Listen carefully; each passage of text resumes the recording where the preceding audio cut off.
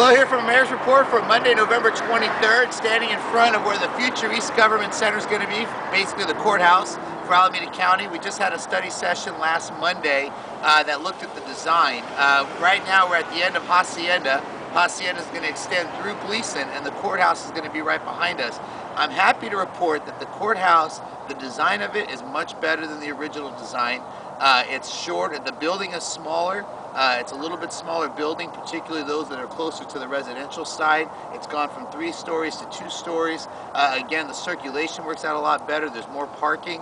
So we feel the government center, the courthouse that's moving in, is definitely superior to the original project. And you might recall originally they were talking about a huge juvenile hall here, one of the largest in the country. We worked to fight that, and now we're going to have a scaled down version of a courthouse slated to be finished by 2013. So that was one of the things the council worked on last week.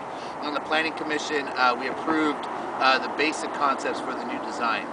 The other thing, we had a joint study session, the City Council and the Planning Commission on the downtown. You might recall I talked a little bit about that last week. I think we have a pretty innovative approach. We basically agreed on some policies for the downtown. The innovative approach is this concept of the development pool that we think is actually a strategy to make things happen. We've always had plans in the downtown. They look real nice on paper, nice drawings of what we'd like to see, but we have to have more strategies to achieve it.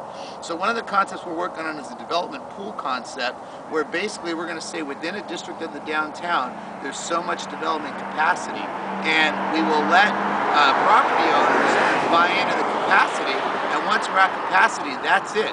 The development within that district stops. But what it does is right now, a lot of property owners don't have much incentive to do anything, but if they sit on the sidelines and other property owners around them develop, then they're not going to be able to develop their property out any further because of traffic constraints. So we think the fact that it's creating a positive competition in the area will encourage development. We're also going to create a community benefit, so that way if someone does develop, they have to pay into the community benefit. So that way we can get some public plazas, some little park space and gathering points in the downtown, which has always been a goal, but now we have a mechanism to achieve that goal.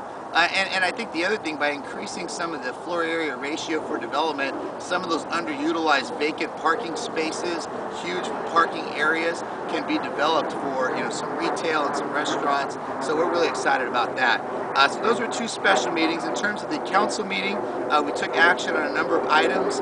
We approved the sales tax reimbursement to bring in the Hyundai dealership, so they took advantage of the plan for that. We're looking at a stoplight to help with traffic flow at the corner of Brighton and Amador Valley Boulevard. We approved a new marketing plan for the St. Patrick's celebration to really expand on that.